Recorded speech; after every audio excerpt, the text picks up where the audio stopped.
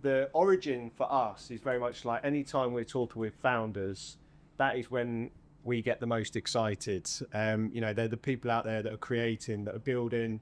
They're sometimes taking some risks. Sometimes they're in the trenches. They've nearly always got good stories to tell. And the idea was that we wanted to meet some of these people and we wanted to tell the story. Where we are with it is that we're recording the content. This session's going to end up as a podcast. We're going to tell some social media stuff, but we also saw an opportunity to get people together as well. So this is the start of it. So when we were on session number 100, you guys, what's there? I was there. Session 2 is what it's all about. On the rooftop, no less. By session 100, we're in Weatherspoons or somewhere. We will see. Because he's so busy. Yeah, exactly. Yeah, that's what it is. So in terms of today, we're looking to have a bit of a ranging conversation with Mae. We're going to talk through, we love an origin story. So we're going to get into some of those, early life. Then we're going to get into forming the business. Often when you're starting out, you're starting with no safety nets. We're going to be talking through what that's like. And the meat of the session, we're going to be talking about funding. So, if you're out there that you're building, Mae's raised like $1 million through angel investors to build the app. And I need to fact check this one actually before we get into it, but 140,000 young people. Yeah, 150 now. This is what we like. That's like the umbrella hockey stick. That's what we're going, hyper growth. And then we're going to get into building teams. Yeah. And we're going to get into like a life balance and stuff like that. Yeah. So we're going to have a really good conversation. And after we do that, Mae has prepared 10-minute, 50-minute bullet points. Bullet points, exactly. This is the shit you need to know when you're raising money. My learnings. And then we'll take a few questions. We'll see how that goes. And as Jess said, have we checked the rooftop out? Are we happy? Yes, it's not outside. Is there like a pool? No. It's very hot. Next venue. That is our first social media reel. So we're going to kick things off. I have a whole intro, Mae, but if you don't mind, could you tell us a little bit about you, about Eric, and then we'll jump into the questions from there. Yes, so I am Mae and I'm one of the co-founders of Eric, and we are a careers discovery platform supporting 16 to 25-year-olds into the creative industries. And I built Eric based on my own lived experiences of getting shit careers advice. And I want to change that for all young people across the UK and also maybe globally one day. I founded Eric with my best friend. And so I know we'll probably talk about this, but we've been best friends since we were 8 years old. And I don't think I've actually met any other founders who have a co-founder who they've known for that long. And I think our relationship is really special because we've been through a lot. And I think, that's really been one of the advantages, I think, for our own business is the relationship that I have with my co-founder. And I know that, I think you were saying that a lot of people that's one of the questions that a lot of people have is, shall I do a business by myself? Do I need a co-founder? Where do I find a co-founder? So I'm sure we can get onto that. The notes are building. I've got like 26 questions. I've already wrote down an extra one. So we will get there. I think in terms of that, let's fire in.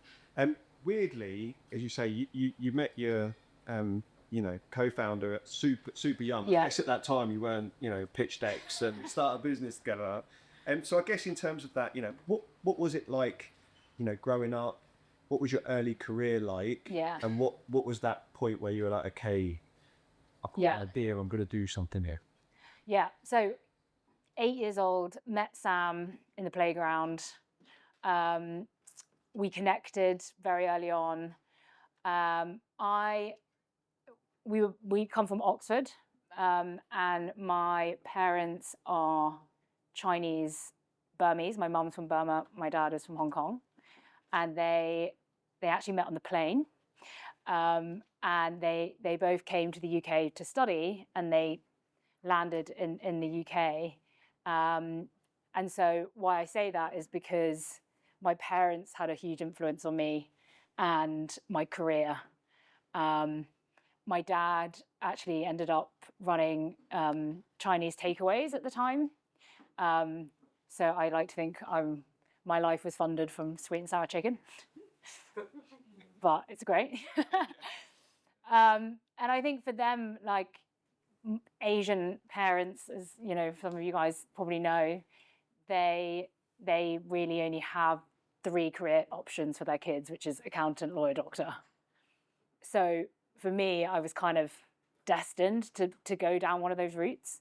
And I think also when you're young, you are naturally good at certain subjects. So I was good at maths naturally. So accountant was my career choice. And I ended up becoming an accountant. So being an entrepreneur is something I never would have guessed or thought as like, and with my best friend, it was nothing that we thought we'd ever do until later on. Yeah. So in terms of that then, you work in PwC, Yeah, isn't it? PwC, You're in that big corporate. Our first speaker last event was in investment banking. I was like, I'm changing. So what was that typical? As you say, you've known Sam since you were 8, but you obviously later in life decided, Yeah. right, let's do this. What was that like? Yeah, so we both kind of bonded, obviously friends. I went off to do accounting. I studied at Newcastle Uni, and Sam actually didn't go to uni. So she is a learner by doer, and she can't really sit in the classroom and listen. So university just wasn't for us. So she went straight into work, and then we just complained, as 20-year-old girls do. We're like, hate my job, hate the career, like why am I working like a slave? Like at PwC, they have this awful culture where it's like the longer you stay in the office, the better you are. So we were just complaining, and we always had this passion of getting into the creative industries. We were very creative. And we were like, where did it all go wrong? And it always came down to career advice, it always came down to career guidance. Like, why have we made this such a kind of boring, uninspiring moment in your life? I think choosing your career should be one of the most exciting times. And it's still outdated. Like, we have boring career fairs. They haven't changed for like decades. And so we really saw that was the issue, and we wanted to change that. I don't think I've actually met anyone who said they had a good careers experience. Yeah, I knew when I was 13 because someone actually helped me. Oh. Doesn't happen. Amazing. With regard to Sam then as well, she was also in a big corporate. She actually ended up kind of bouncing around, but ended up working in a startup. So she kind of knew about startup life, and she actually got made redundant. And that was, I think, the tipping point where it was like she was being given a bit of money. I had worked at PwC for a bit, so I kind of had saved up, and we were like, let's just quit our jobs. Amazing. And in terms of that, I guess for anyone that is in that big, it is a little bit safe, isn't it? Yeah. The culture can be bums on seats, who does the longest, etc., etc. But making that decision to leave that and go do your own thing, have you got any tips for people in that situation? What would you feel at that time? If I'm being honest, I think you're never going to be ready. Like, you've got to take the leap. You've got to take the risk. I think for us, we were lucky because we were still early 20s, and naivety, I think, is a great thing, because we had no idea what we were doing. We didn't really think about the consequences. Whereas now, if I was 30, had a career that I'd worked really hard in and worked my way up, I think that's so much more difficult to take the risk and take the leap. Makes a lot of sense. So, you've taken the leap. I've taken the leap, You've yeah. taken the leap. We're there. We're with you. The first version of Eric, what did that look like? Yeah. I think you started with events as well, actually, Yes. didn't you? Yeah. Yeah, so actually we didn't quit our jobs for Eric. Eric actually, it was an idea, but it wasn't really formalized. We actually just quit because we hated our jobs. And Sam, at the time, was working at the startup, and she had dabbled in a bit of videography. like filming, and her company had given her a camera and she was out filming events and stuff. So she was like, let's just quit and be freelance videographers. And I had never had any experience in that. And I was like, yeah, okay. So I know this sounds mad actually now looking back, but we self-taught ourselves on YouTube of how to edit, how to film.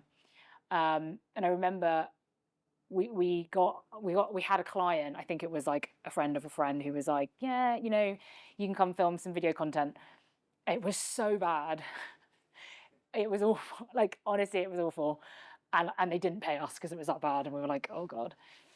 But we just kept at it. We kept practicing, filming, making mistakes. And then we ended up being quite good videographers, and kind of had enough clients to pay the bills. So it wasn't anything like we were big and, you know, like making loads of money. It was just me and Sam going out and filming events, things like that. So I think that really helped. And then one event that we were commissioned to film was this big festival type event. And I think it was for something to do with like marketing or something.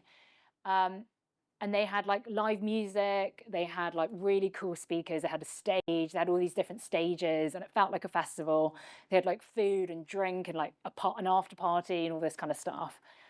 And we thought the idea was so cool, but the topic was really boring. It was something to do with like marketing, but so no one stayed at the event. It was like a really fun format, but the wrong audience. And whilst we were filming this, we were like, this would be a really cool careers event. Like, this is the perfect thing. This is what career fairs should be. And that's the idea of Eric. And we were like, we're going to do that. We're going to do Eric festivals. We called it Eric because it stands for Empower, Represent, Immerse, Create. We kind of came up with loads of words. So we basically tested the theory, and we created a fake event on Eventbrite. And we said, it's for 16 to 25-year-olds. It's a festival. Like, forget the boring pens and the men in suits. Like, this is going to be a really cool event. We're going to get interns to come and talk about how they got their job, free food, free drink, all this kind of stuff. And we had over 1,000 people sign up in like 3 days. And we were like, shit, we need to do something about this. And that was when our first event, we did it. And I mean, the first event, we couldn't afford venue. You know, we didn't have any money. It was very grassroots, very, you know, on the ground. But I actually think the people loved it. They were like, this is really cool. I don't need a fancy venue. I don't need, again, like merch and all this kind of stuff. They just wanted to be around people that genuinely cared. And they were listening and hearing from interns who had got their job. And we did a clever thing where we emailed the interns and the apprentices, cold emailed them, be like, do you want to come speak at this event? And of course they said yes, because A, they'd never been asked. B, they were like, oh my God, I'm going to be a speaker. Like, this is really cool. And that's how we got big logos. So we had like Channel 4, we had like ITV. The first one was on TV and film. So we had all these big logos, but not because the CEO was coming. It was the 16-year-old intern who didn't really know what he was doing. Yeah, I love it. I love it. I love it when there's that element of hustle as well. And talking about merch, I have to say it's my downfall as a business owner. Yeah, well, I just love a bit of merch. Yeah, it's like, expensive. yeah, print my logo on something and I'll buy it. Like, literally, I should probably look at that, shouldn't I? So that was that for you, like, the moment this might actually work, or, you know, did you get any coverage? Was there an article? Did you get feedback from the audience? What was the point you were like, yeah, man, we're I think in? it's just the people there. Like, it was so obvious when you have something good, because yeah, people love it. The feedback, the energy, the like everything, and then we just kept doing more of those events, and we put it on socials, and we organically grew. So I think we grew a community of like 30,000 on Instagram, and at the time that was quite big. And then we started getting sponsorship. So we ended up partnering with Somerset House, the Barbican, for example. We got sponsorship by the Mayor of London, Lambeth Council. I don't know if you guys know Pop Brixton in Brixton. So we worked with them. I mean, it was very slow. It wasn't like we did one and then suddenly everyone wants to work with us. It was hustle, hustle, hustle all the time. But I think the events, if you can, I mean, I think the same with you, where you have a passion project and you do it and it works, that's all you're doing is just validating it without having to really spend any money or get investment. I must admit, the day after our first event, actually, last month, I was on cloud nine. Yeah, that's it, literally, I was like, this is super cool. We could be on something. It does sound like there was a bit of a pivot at some point, though. You got the traction. How many of the events did you what was the time frame? How many of the events did you run? You obviously run a completely different business now. Yeah. What was the pivot and what does it look like now? So the pivot was the pandemic. Fair. And actually, I'm so grateful for that for us in terms of the business, because the events weren't making money. Like, we were breaking even. It was such hard work. And we didn't really know where we were going with the events. We just knew that we had built a community and a brand. And then the pandemic hit. So actually, all events were shut down. And that's when we decided to pivot, because we always wanted to go digitally, but we didn't know when the right timing was. We didn't know how to do it. We didn't have any money. So the pandemic allowed us to have space to think, to breathe. I think I listened to a podcast, I think it was with Gwyneth Paltrow, actually. And she said the one thing that founders don't do is that they're so in with the day-to-day that you never get time to look up and kind of step away from the business. And then I feel like better things come in you kind of think about better opportunities and you think more strategically. And I think that that's what the pandemic allowed us to do, is have space to suddenly just be like, okay, what are we doing? What actually is the bigger picture? What's the vision? And that's when we were like, this is it. It's the digital platform. Amazing. I'm definitely going off script now, but this is the beauty of it, mate. In terms of that, I guess I've got a couple of questions around the pivot, but what you're describing about that time to take a bigger view, reflect, not be in the day-to-day of the business, do the strategy, you're completely right. I read the books, I listen to the podcast, I'm like, I should do that. And then it's really hard to do. And obviously we've not had a pandemic since the pandemic. Yeah, I don't think we're going to get on again. Have you baked in your time as a business leader to do that strategy piece? And how do you manage that now? I need to. It's hard. It's hard. Yeah. And I'm trying to. But Sam and I think, again, the beauty of Sam and I is that we're friends. We're best friends and we're founders. And we've really had to find that balance of having time where we're friends and having time when we're founders. But I think having time when we're friends actually helps with the founder relationship. And in a way, when we're talking about it as friends, that helps relieve the kind of day-to-day element of it.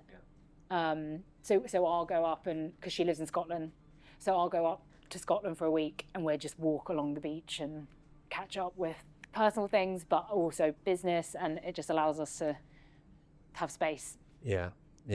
I'm still working on it myself, actually. It's hard. So it is blooming hard, because there's always something to work on, isn't there? Because it feels like sometimes you're not progressing. It feels like maybe you're like, is that a waste of time? Because I haven't actually done anything. I've just thought.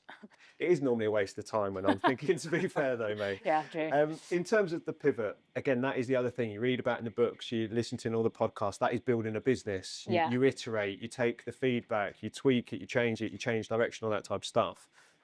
Obviously, that was a big pivot, and you feel that was important to you. But did you know when you were making that pivot that it was going to work, or how did you take feedback? What did it look like over the months after you first made that decision? Not at all. We actually didn't do any testing because I think the festivals was our test. It wasn't that we had come up with this idea and then done it. It was off the back of the events and off the back of the community that we had. So I don't think we actually had to do much testing because we did already know. And if you guys use Figma and now there's so many tools that you can like basically create an app yourself and create prototypes and things. So that's what I did. I'm really into design and UX and things. So I just created an app on Figma. I think it was actually Adobe, and came up with essentially the MVP. And that's when we decided to go and raise investment. Amazing. That is going to get us onto the next Gave you a nice part. segue there. Yeah, you I absolute teed you up. pro. We love it. We love it. But I think before we do, it would perhaps also help to get a little bit of context about where Eric is, right now. Do you have a team? How many employees do you have? Yeah. We talked about having the 150,000, Yeah. users. Maybe you could give us a sort of get to the end a little tiny bit and talk about the money you've raised in terms of that figure amount. And then entirely up to you whether you feel comfortable to do it, but like revenue and just like where is the business now? And then we'll perhaps talk about the funding stages to get you to today. Yeah. So that was a pandemic, I think 2020, 2021. And then we were quite slow at kind of building and developing the app just because Sam and I have zero technical experience. So that was also a big spanner in the work because we don't have the experience to do that. But now, today, we have 150,000 users. Last year was really focusing on that user growth because we launched the app and we wanted to see, obviously, if young people would use it.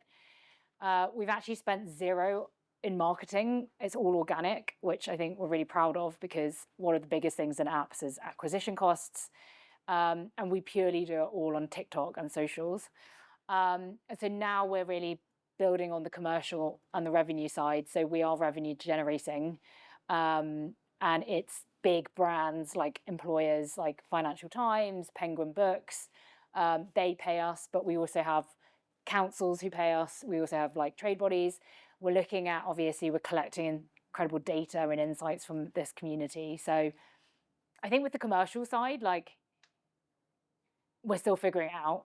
And I think that's okay to say. Like, I think sometimes founders, you have to feel like you've got everything figured out, like the business plan and all that kind of stuff. But there's so much that you will never know at the beginning. And you are just figuring it out as you go along. And I think that is what a startup is. You're figuring it out until you get product market fit. And then actually you're not a startup anymore. You're scale up. It's a thing. Yeah, it makes sense. Like raising a child, really, isn't it? You don't know if you're doing the right exactly. thing, and then there's so many books, there's so many advice and all that kind of stuff. But you just got to do it yourself, and there's no right answer. Yeah. I think in our conversations before, getting to this point, we were talking about that first bit of trying to raise money. You were going to VCs, you were getting rejected. Yeah. What did that look like? Could you tell us a little bit about that time? Yeah, so we raised our first round from 3 angel investors. One was a guy that he's a founder himself, and it was a warm intro. So one of my friends had invested; he was his investor. So luckily, he kind of gave us the intro, and he's in the creative industries. So I think he aligned with what we were doing. One guy we cold emailed. And I'll get on to that, I think, in my presentation of like cold emailing. But he is based in the US. He had just sold his business, and we cold emailed him, and he invested 70,000 after one Zoom call. I've never met the guy still. So things like that happen. We were like in shock, but I think it was right time, right place. And angel investors just work so differently to like funds and VCs. And then the third investor was family and friends. And I know that not everyone is in the luxury of being able to like have family and friends who can invest, but they did, and not a big amount, but it was someone that believed in what we did. So yeah, we did that, and that helped us build the MVP. And then we went out to VCs. And we got rejected on like over 100 times, I'd say. Yeah. And what was that experience like then in terms of getting, you obviously had lovely pitch deck and you were making it all happen. How was the process of getting those 100 opportunities? And then what was it like as you were kind of getting towards the end of that, going, okay, maybe we need to think Maybe it's not working. differently? Yeah. I think the difference with VCs is that they have a shiny website and they have processes. So it's very easy to find VCs. Like you can type in investors and then the VCs will pop up. So you know where they are. They have email addresses. So that's what we did, is we emailed all of them, and that's very easy to do. And then they normally have a process where you talk to someone in the fund and they do a screening and you pitch to them. And then if you get through, then you probably speak to the partners. And if you get through that, then you go to like the investment committee. So it's very structured. So I think for us, like it wasn't difficult getting those meetings, but it was difficult to get past the first couple of stages. So we never made it to the end where they give you a term sheet. But I recently learned that 0.05% of businesses are right for VC. Yeah. Like that is so incredibly low. And no one tells you that. No one tells you that as a founder or a startup. In terms of that then, I guess I've got a couple of follow-ups. The first one, just to, I feel like I'm harping on about this period where it's like you've been rejected and it wasn't going to plan. But I feel like you must have learned something during that process. Did it teach you anything as you were going through that process with the VCs? Oh my God, yeah, it taught me so much. Yeah. I think, you know, it was a horrible period. I say it was one of my lowest moments because we decided that I would raise and Sam would do the business. And obviously I had PwC on my CV, so it looked like I knew the finances, which, you know, probably didn't. And so it's such pressure, I think, on the person who's raising, because you feel like you have to make the business work, and if you don't get the funding, then the business is going to fail. So I, you know, was so low, because also pitching and getting rejected. I say it's probably the one thing that where you get rejected the most. Yeah. Even in like dating, you don't get rejected that much. But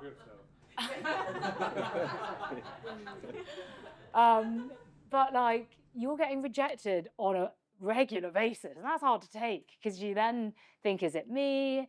Is it this? Is it that? Like it was mentally exhausting, mentally draining. But what I did have is, again, my best friend reminding me that I'm a good person, I'm clever, you know, what we have is good. Like they don't know anything. Who are VCs? This guy wants to be a founder, but he actually isn't a founder because he didn't have the balls to be a founder. You know, like why should he be telling you that your business is not good enough? And like no one can guess that a startup is going to succeed or not.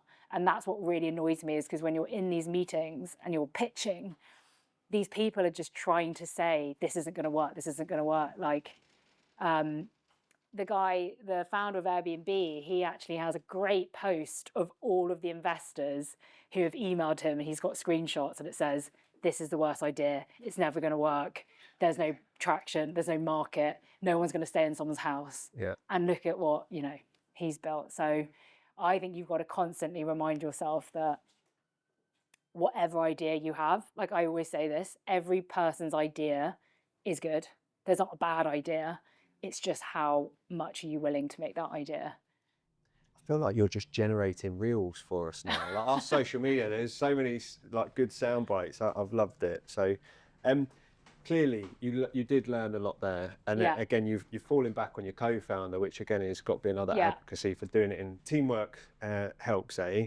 The point that you just briefly made after that was you were talking about VC funding not being right for everyone, and you called out that 0.05% figure. What is it that makes you say that about the VC funding? Where do you think it does work or doesn't work? And then, how does that contrast with your path of, going down that angel investment route? Yeah, I think when we were starting out, and I do think it's different now, like there's so many amazing kind of campaigns to like show there's alternative funding, but VCs are, when you think of investment, people only think of VCs, venture capital, because that's what's in the news. Like you see startup raising £50 million, you see, TechCrunch articles, all this kind of stuff. So you think, when you think of investors, you think of VCs, big amounts, all that kind of stuff. So the only reason we went down VCs is because we thought that that was what you meant to do. And then we've realized that what actually VCs mean, and I do want to say this because maybe you guys do know, but I didn't know, that venture capital is investing other people's money. They have investors themselves, so they have to make a return on their investment. And they have to make a big return on their investment. So for them, they are looking for low risk investments because that's their job. Whereas an angel investor is investing their own money. So they only have one person to convince, whereas VCs have a whole group of people that they have to convince. And that's why they have all these tick boxes that founders have to fit in, because to them, that is low risk, but it doesn't actually mean that that business is going to succeed. Yeah, makes sense. Makes sense. You've taken the angel path. Yeah. What was the process then of pitching? You know, how did you find the potential investors? Was the pitching slightly different? How did you go about that? Did you change the deck? Did you change your approach? What did that look like? Well, this is what I'm going to talk about in my presentation, is exactly how I found my angels. I'm going to show you like the email that I sent, like all these kind of things. But ultimately, again, like I said, angel investors are investing as an individual. So the best bit about it is it's a personal relationship. I don't think I've ever shown someone my deck, I've sent them my deck, but in a pitch, it's never stand up, show them my deck. It's having a coffee and talking to them and sharing my story, kind of like what we're doing now. And the reason why I think they've invested is because of me, not necessarily the metrics and the traction and the numbers and the financial model and like all those kind of things. So I think when I got that investor to invest £70,000 on a Zoom call and he's never met me, I was like, wow, this is great. Yeah. Wow. We need 10 more of those. Yeah, man, kudos to that as well. Like, what a Zoom meeting, fantastic. So I guess, you know, if someone in the room now is, you know, raising for the first time, yeah. Do you have any advice on how they should approach the right kind of investment? Because it sounds like there is different choices. Yeah. I think it's definitely someone who, again, it's that emotional connection. So for us, careers, education, young people, who would care about that? And it's parents, it's people in the creative industries, it's people who have had an awful experience themselves. So a lot of our investors are parents, and I use that as a hook. So what is your hook with the business that you're doing? The emotional hook. Because I think at the end of the day, we're all people, and people like a good story, and people, you know, care about how they feel. So I know that the finance bros won't invest in me because they care about finance, fintech, making money. I don't know, gilets.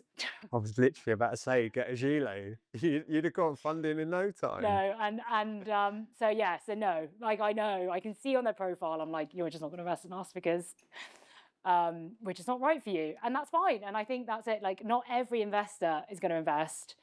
It is like dating, I have to say. Like, honestly, like you've got to kiss a lot of frogs. You've got to put yourself out there. You've got to be quite clear with the things you like. You've got to find the investors that have the same interests in you. I do think as female founders, we had it particularly hard, and I do want to say that, like, female founders, I was pitching to men most of the time, and you know, there were circumstances where it felt like, is this actually a business, like, meeting, you know, going for drinks, like all that kind of stuff. So there was so much I learned as I was going through it. But honestly, now I think there's so many amazing communities and people trying to help female founders and all that kind of stuff. So I do think now raising is a lot easier than when I was raising, like, even 3 years ago. Yeah, amazing.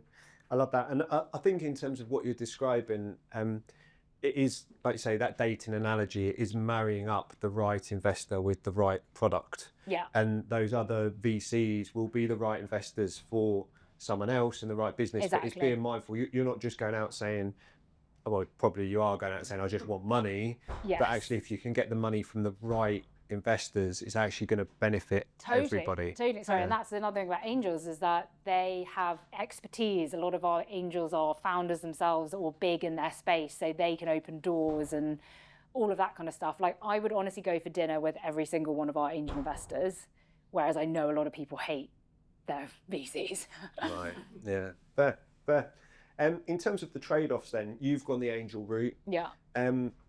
It sounds like there's potentially pros and cons to both. Do you think the route you've taken has allowed you to protect certain parts of your business, or has allowed you to do different things differently? 100%. I mean, angel investors, they leave you alone. So we send them quarterly reports, but none of them are demanding things or demanding us to grow at a certain rate. We actually don't have a board, which is quite rare. It's just Sam and I, and it is one of our investors, but it's not really like structured or anything. Whereas, one thing, I don't want to bash VCs because I do think that they're good for certain people, but we did actually get a term sheet once, and they demanded that they sit on our board, and they demanded us to pay them every year a fee to sit on our board. I was like, why am I paying you the money that?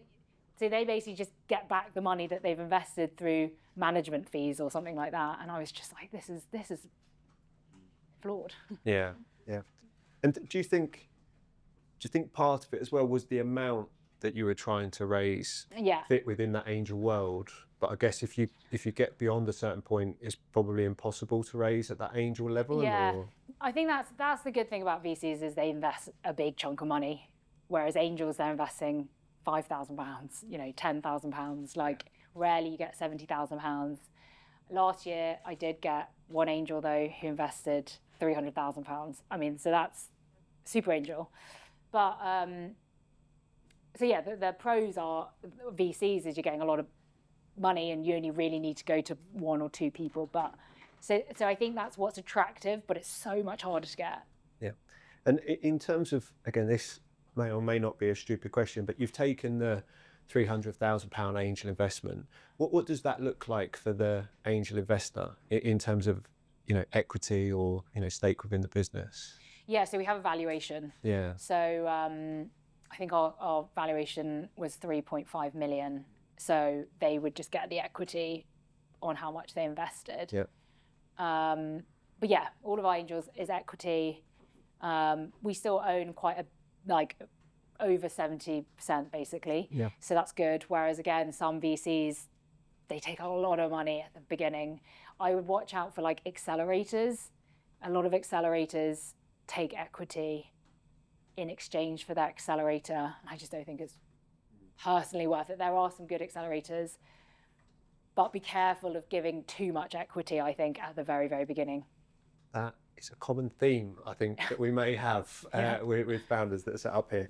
I guess the final one for me, just in terms of this period of raising money, do you think there are common misunderstandings from founders? Is there particular things beyond what you've covered already? You've covered lots already, but is there anything else you think that are common misunderstandings? Yeah, I think investment, you think that's money and that's great and you're going to be able to do loads of things, but be really careful about when to take on investment, because yes, you've got money, but actually you waste a lot of the money figuring stuff out. So I think we wasted a lot of money figuring stuff out, which is fine because we need the money to do that. But I think some founders feel like they can't do anything without investment. And you can, there's so much you can do yourself. So don't take on the money just because you can or you think you need to. I also think less money the better, because it makes you more innovative and more creative, and you have to do things, you have to be lean. I think that's where a lot of these startups went wrong when VCs were really giving out the cash and they were spending it on offices, like ping pong tables, like benefits. And then, whereas investment basically doesn't mean success as well. Like, a company raising £50 million doesn't mean it's successful. Like, you still have to make a profit. You still have to make revenue. I remember one of my friends used to work at Gorillas. You know that supermarket, it's like DoorDash.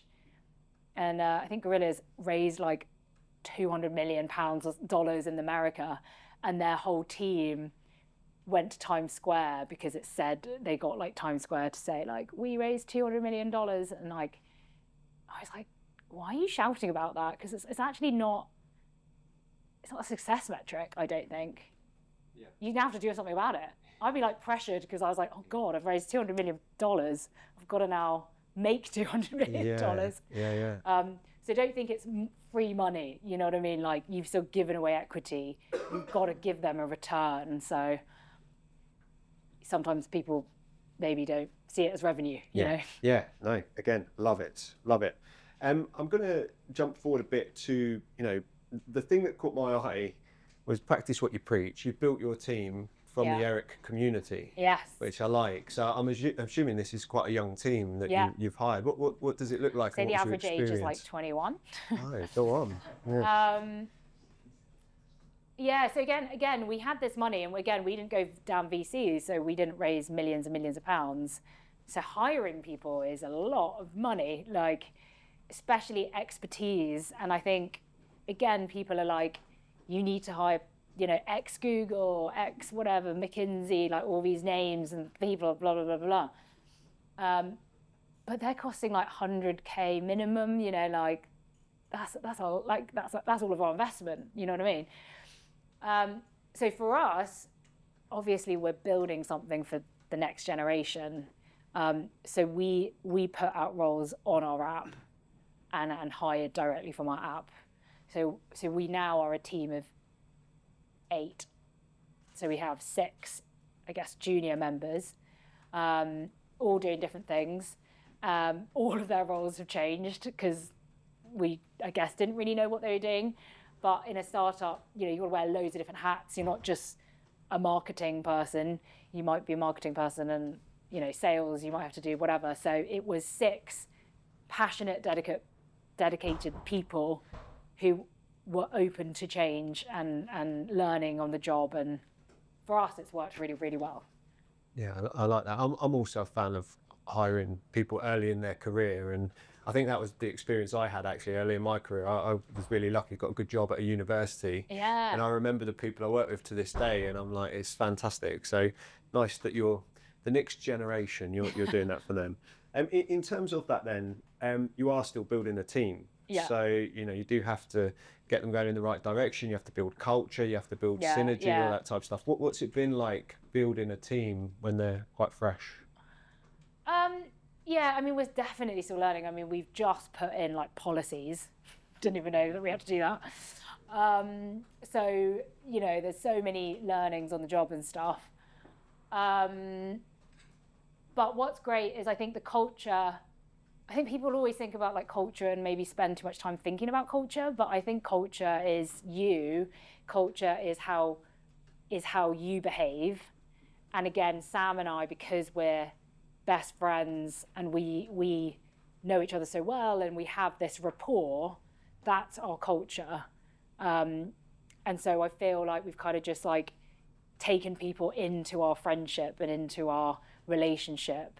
And so we treat everyone like friends. Like, I hate family, like it's not family, but I think people just like, we don't actually have to say anything because we do it through our actions and how I treat Sam or how I talk to Sam or how Sam talks to me. So I think in a small team, it's easier.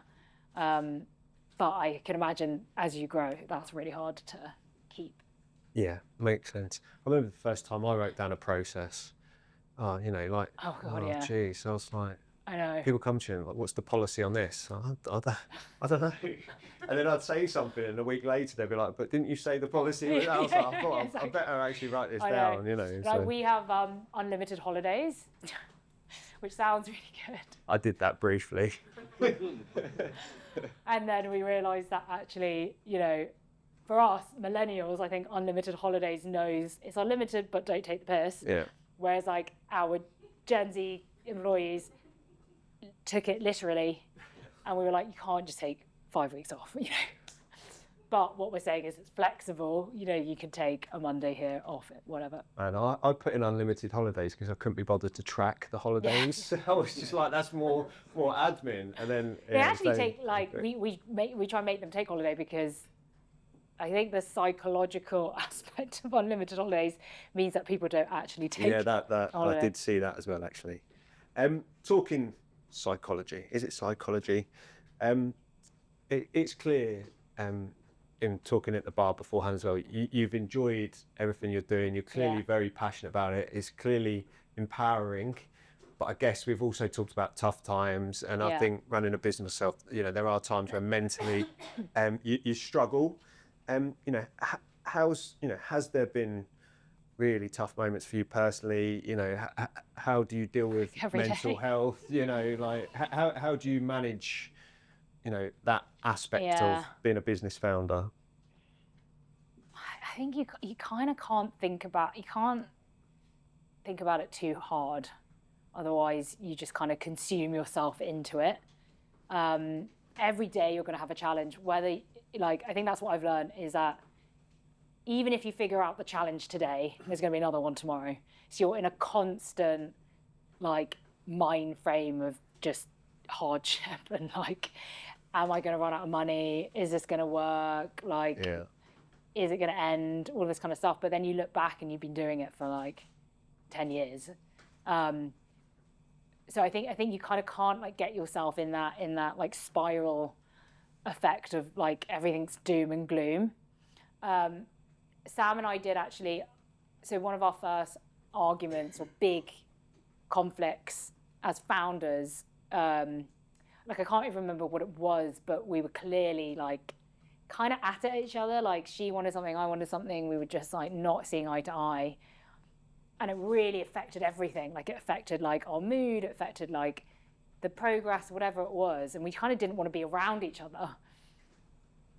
And then we were just like, what are we doing? Like I can't remember what it was now. Do you know what I mean? Like nothing is actually that serious. And we were like, we've forgotten to have fun. And I think that is the most important thing is like, this isn't meant to be really serious and like, you know, the biggest thing ever, like just have fun with it. Like if you're not having fun, I actually don't think it's worth it. Like you need to enjoy the journey and not think too much about the end. I like that as well. Reels, they're coming. Snap that. Probably like copied other people to bookmark it. I think the other thing that stuck with me there, you were talking about it as well, is the consistency piece. And I think that's the hard thing as a business founder. Sometimes you want that big bang and you want things to be quick, and sometimes it's not that. It's the 1%. Exactly. You know, every day. It definitely is. And then you have to take that moment to look back. And we talked about the bar beforehand. You kind of sometimes don't notice the progress you've made, but if you look back to that 6 months ago, actually, you know, that's cool. Maybe this is like dropping it in there. Is there, you know, if I was to say to you, is there one particular thing you've learned the hard way?